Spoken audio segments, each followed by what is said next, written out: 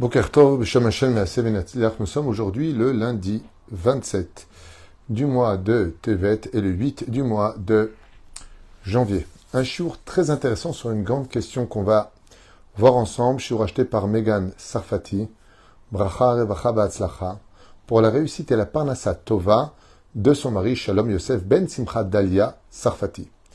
Qu'il réussisse tout ce qu'il veut entreprendre avec l'aide d'Hachem, pour la libération aussi de tous nos otages, Brim Ushlemim Levetam, pour la protection chez le Kol Chayalen ou Be'ezrat Hashem, que Dieu protège tous nos soldats, ainsi que chaque juif qui se trouve dans le monde, que Dieu protège chaque juif, en remerciant Akadosh Baruch Hu de tous ses bienfaits.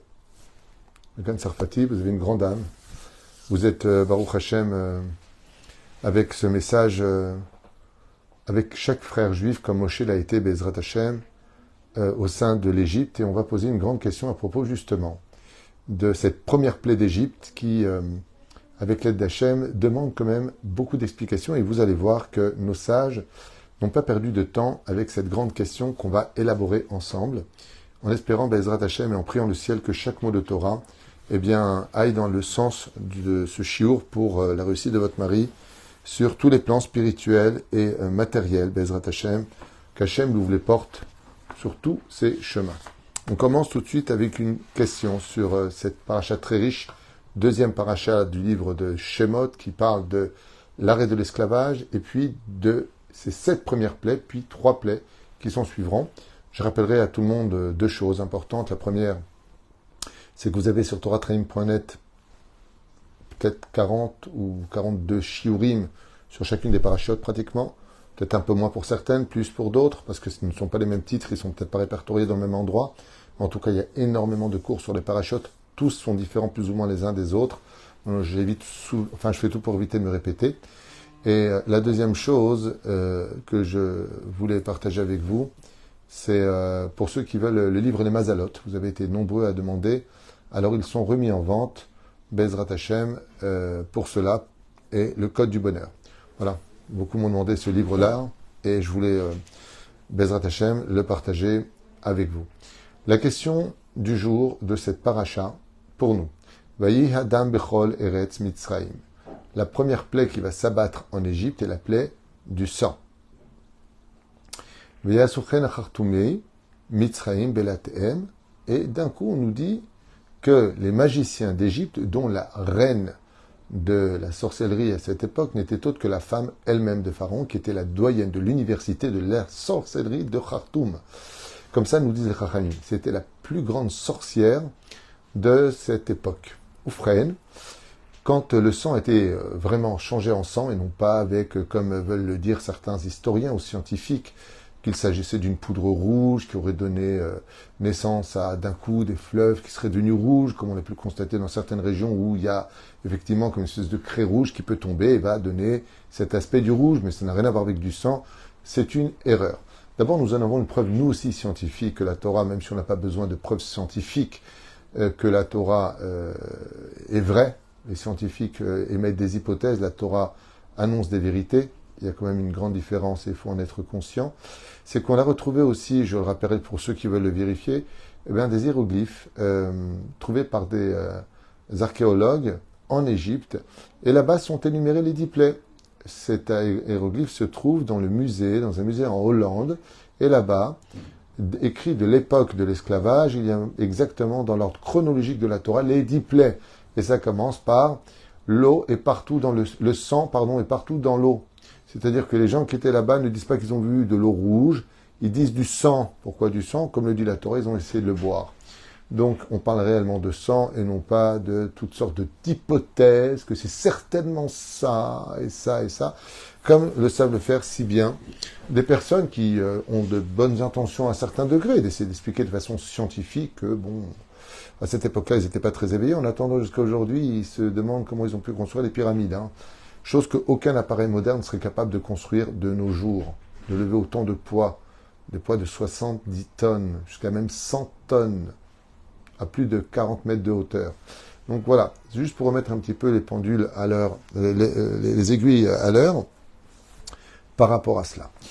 Alors, Qu'est-ce qu'on va essayer de comprendre nous? Ben, la question du jour, c'est de savoir comment se fait-il que si toutes les eaux, car vous savez que pas simplement le Nil est devenu du sang, mais tous les océans sont devenus du sang. Toutes les eaux existantes sur le globe de la Terre, c'est-à-dire qu'il y a eu un témoignage oculaire, mamache universel, que tout le monde, même de l'autre côté du globe, on dit pourquoi tout est du sang? Pas que l'Égypte.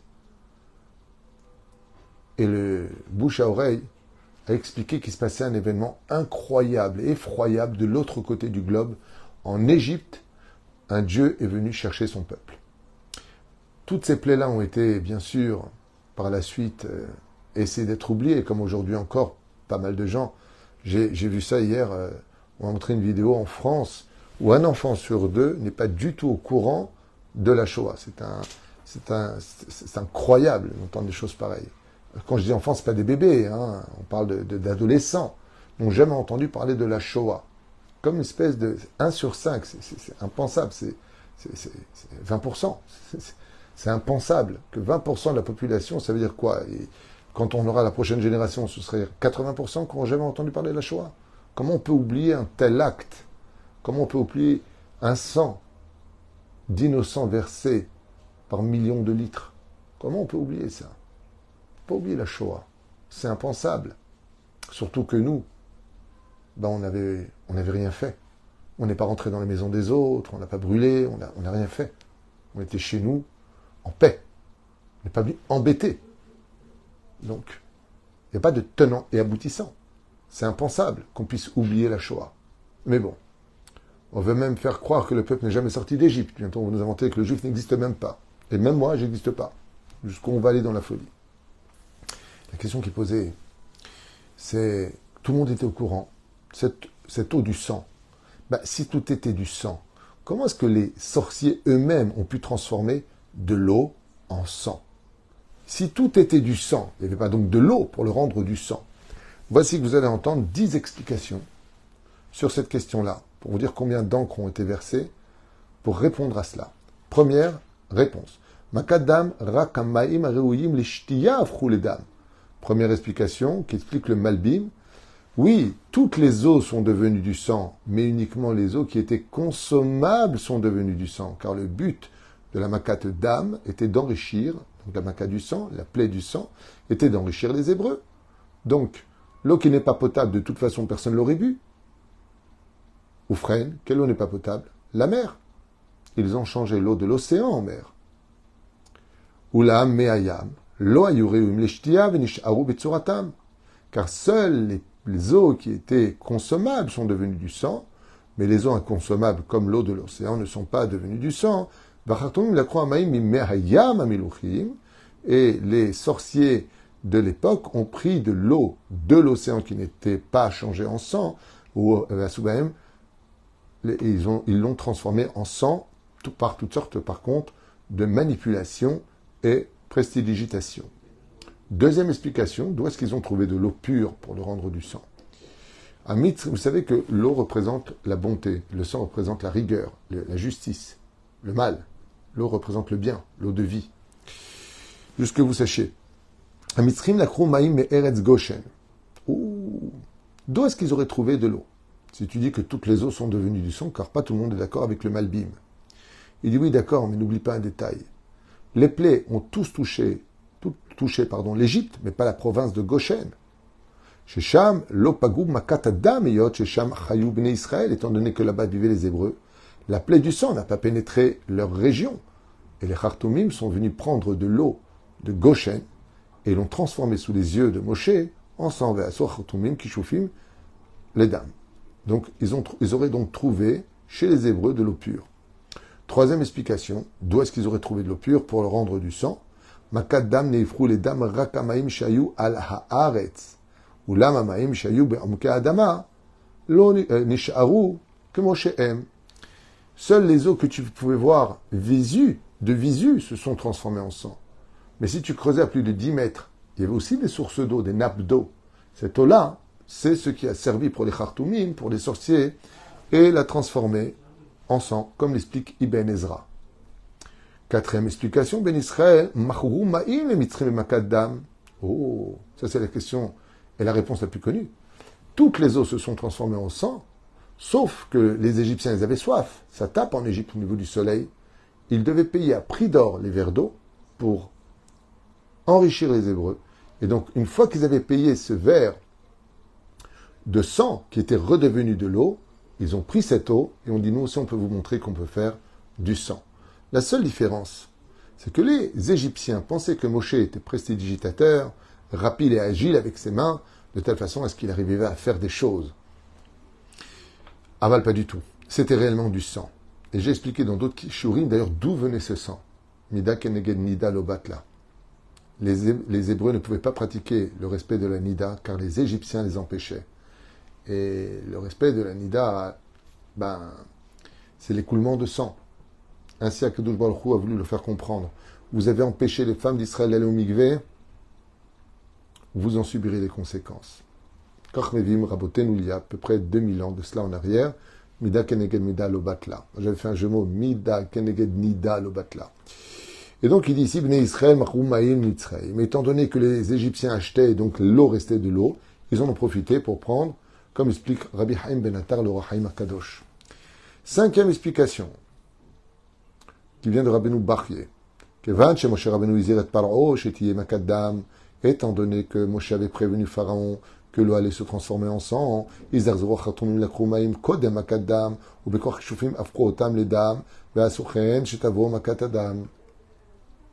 Et là, il donne un chidouche extraordinaire à Rabbeinu Bachye. Il dit, étant donné qu'ils étaient au courant que Moshe partait vers le Nil avec Aaron pour transformer l'eau du Nil en sang réel, qu'est-ce qu'on fait? Les Khartoumim, ils ont vite pris une cuve d'eau avant que Moshe ne donne le coup. Ils l'ont transformé en sang. Et dès que Moshe a transformé, les regards, nous aussi on l'a fait. C'est-à-dire que l'eau, il l'avait récupérée avant, selon Rabbeinu Bachye. Sixième explication. Ine Yadoua. Shemekor, Neviato, Shalanilus, Edom Bemitzraim. On sait tous que le Nil ne vient pas de sa source du Nil. Et là, Memidinat Havash, et qui vient d'un autre pays. Elle prend sa source, sa racine d'un autre pays que l'Égypte.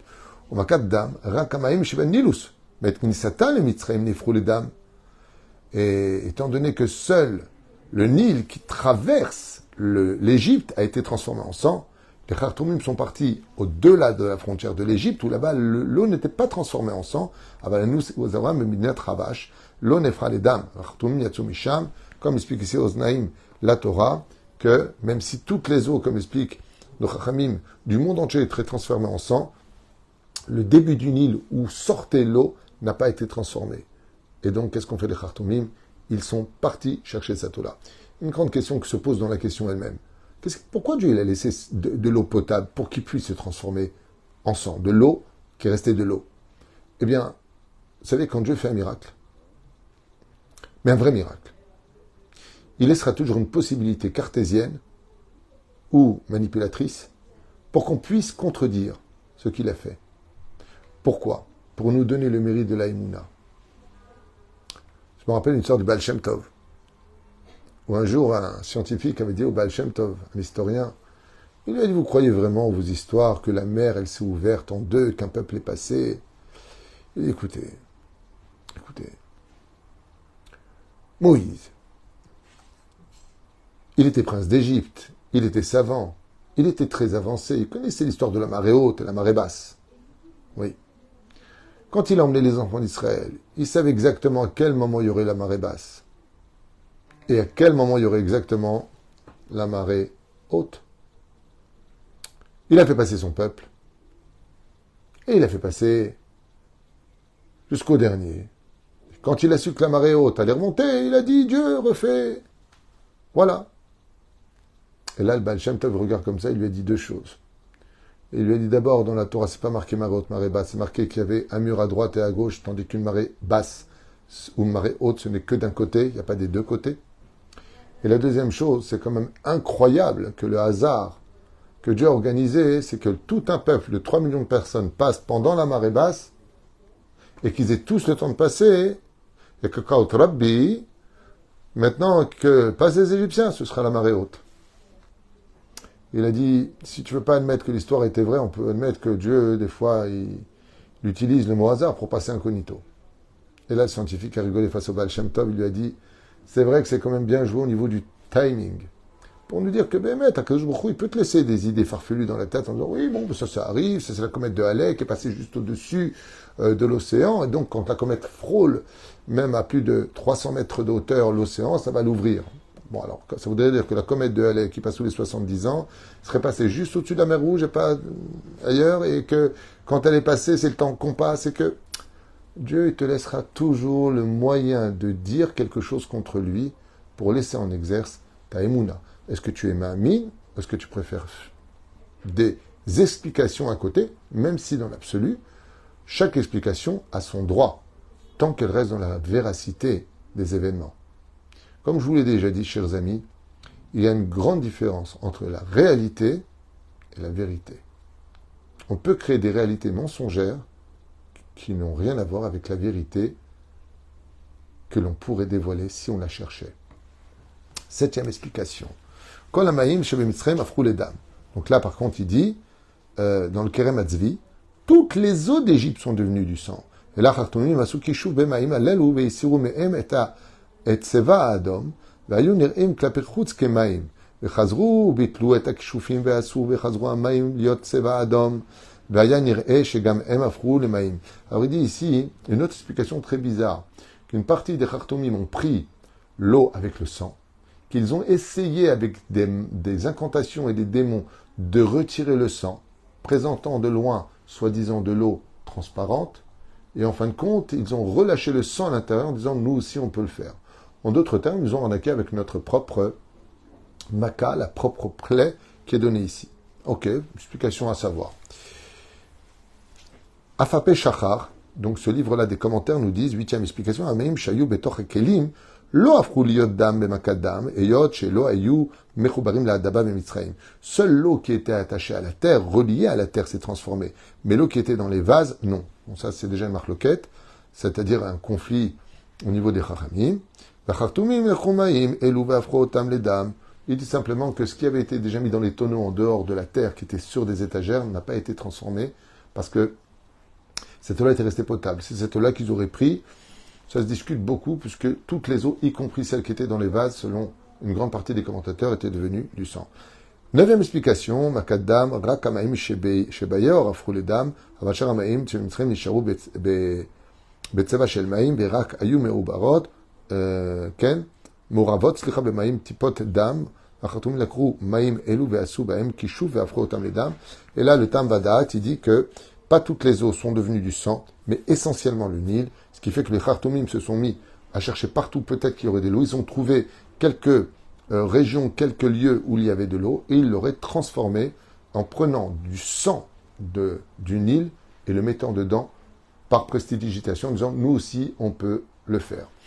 Dixième explication, qui est très sympathique, qui dit que le sang en réalité de la plaie du Nil n'a duré qu'une heure ou quelques heures seulement, et non pas 7 jours. Pourquoi? Car le but était de tuer tous les poissons. Vaïv H Adaga. Adagim, vous savez qu'un poisson qui est pourri, ça dégage une odeur insurmontable. Et que c'est ce même sang des poissons qui sont morts qui a envahi le Nil. Parce que Moshe Rabbeinu, quand les poissons ont commencé à boire le sang, ils se sont étouffés avec. Et cette odeur, en réalité, ils disent ici que l'épreuve du sang, ce n'était pas simplement le fait de ne pas pouvoir boire de l'eau potable, mais c'était le côté insupportable de tous ces milliers de poissons qui étaient montés en haut, donc sur la surface du Nil, et qui dégageaient une odeur entre le sang et les poissons qui étaient morts, qui a dégoûté l'Égypte de pouvoir s'avancer et de comprendre que si vous voulez retrouver une situation potable en Égypte, ou bien aussi bien au niveau des odeurs que de l'eau, il fallait qu'il libère les enfants d'Israël. Une allusion était faite entre l'eau et le sang, c'est qu'il y a marqué que non seulement ils les ont fait transpirer, l'eau coulait à flot sur la tête des enfants d'Israël pendant leur esclavage, mais leur sang se caillait tellement le labeur était difficile. Vous savez, quand on travaille, qu'on a un salaire, on se console. Mais quand on travaille et qu'on prend des coups de fouet, que tout ce que l'on fait, c'est litron, maïm, moudre de l'eau, alors comme on le dit, tu m'as pris mon sang se caille. Et c'était le message qu'il voulait tout simplement donner. les Égyptiens ont essayé de faire la même chose en prenant l'eau qui est redevenue, après qu'elle a été du sang seulement quelques heures, elle est redevenue de l'eau. Seulement, cette eau-là était empreinte du sang des serpents, des poissons qui sentaient extrêmement mauvais. Voilà plus ou moins 10 explications. Il y en a d'autres que j'ai étudiées à la maison, mais je ne vais pas prendre plus de temps que cela, et qui vont réveiller chez nous d'abord quelque chose de très réflexionnel, parce que si on dit ici qu'il y a 10 explications et qu'il y en a encore plus, qui a raison? La réponse, toutes les réponses sont valables. Toutes les réponses sont vraies. Seulement, elles appartiennent à des degrés différents et à des explications régionales différentes, car le Nil était grand. Ce qui est sûr et certain, c'est qu'il y a un message très important à retenir, c'est que dès qu'on parlait de miracle de Dieu, les hommes s'empressaient tout de suite de dire « nous aussi on peut le faire », pour dire qu'eux aussi étaient Dieu. Et que le but du combat de l'Égypte était de montrer que tout ce qui se passait ne venait pas d'un grand magicien avec une baguette magique plus grande que les autres, plus grande que les autres, Harry Potter, le bâton de Moshe, mais tout simplement de Etzba Elokim Hi, mais du doigt de Dieu lui-même. Il ratsonne que cette extraordinaire explication qui parle Alpisod le représente la bonté. Moïse demande à Aaron, parce qu'il ne peut pas être ingrat vis-à-vis du Nil qu'il a fait flotter quand il était bébé, il était dans son panier au-dessus du Nil, il ne pouvait pas frapper quelque chose qu'il apportait un petit instant. Eh bien, il l'a transformé en Midatadine.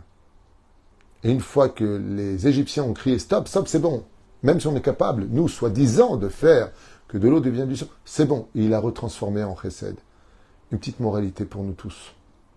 Dans la vie, il faut être toujours très bon avec tout le monde, très généreux. Il y a des moments, quand on est face à des gens qui sont très durs avec nous, comme Pharaon, qui veulent imposer le mensonge, qui veulent imposer leurs droits illégitimes, il faut aussi des fois être dur. Donc l'eau s'est transformée en sang. Mais après, il faut vite le transformer en eau. Dans la vie, il y a la lune, il y a le soleil. Dans la vie, il y a l'eau, il y a le feu. Dans l'éducation, dans nos relations, des fois entre un patron et son ouvrier, quoi que l'on fasse de nos vies, si tu n'es que bonté, tu finiras esclave de l'autre. Si tu n'es que rigueur, tu seras fui des autres. Mais si tu sais jauger, comme les explications qui sont ici, ah non, ça dure un jour, quelques heures, pas toutes les eaux. Ah, toutes les eaux. Pourquoi tu me prends la tête? C'est parce que tu racontes? Si ça a eu lieu, pourquoi tu es tellement en embrouille? La réponse, c'est que nos Chachamim nous disent que la Torah s'adapte à des explications différentes selon les besoins de chacun de nous. Il y a des enfants dans la vie avec lesquels il faut être plus dur, parce que c'est leur langage, ils comprennent rien. Eux, ils comprennent que le côté crie-moi dessus, je le ferai. Il y en a d'autres, tu leur cries dessus, ça les bloque. Ça les choque. Ils perdent confiance en eux. Vous comprenez pourquoi il y a tellement d'explications? Parce qu'Akadosh Baruch Hu nous donne, à la mesure de chacun de nous, des faits historiques qui ont eu lieu, mais qui doivent s'adapter à ce que nous sommes, nous, pour que chacun s'y retrouve et adapte ce comportement à l'échelle familiale, sociale, nationale, universelle et autres. Matok Kadvash, notre Torah ne se trompe jamais. C'est juste à nous de pouvoir rentrer à l'intérieur pour comprendre et réaliser une chose que moi, personnellement, j'ai eu comme réflexion. Qu'est-ce qui se prenait la tête à savoir comment et de quelle façon? Vous savez pourquoi il y a tellement d'explications? Pour nous dire que chaque détail est beaucoup plus important qu'une petite histoire qui viendra raconter 10 plaies en Égypte, un peuple qui est sorti. Tout a été mesuré, mais tout appartient à chacun de nous, parce que la Torah s'adresse à tout le monde. Je suis l'Éternel, ton Dieu, pas votre Dieu. Je m'adresse aussi à toi, et choisis parmi les explications celle qui te conviendra, pour que toi aussi tu ne sois pas trop dur dans tes jugements, en versant le sang, parce qu'il faut surtout ramener la paix avant de ramener le sang. Kol Tuv, Velitraot.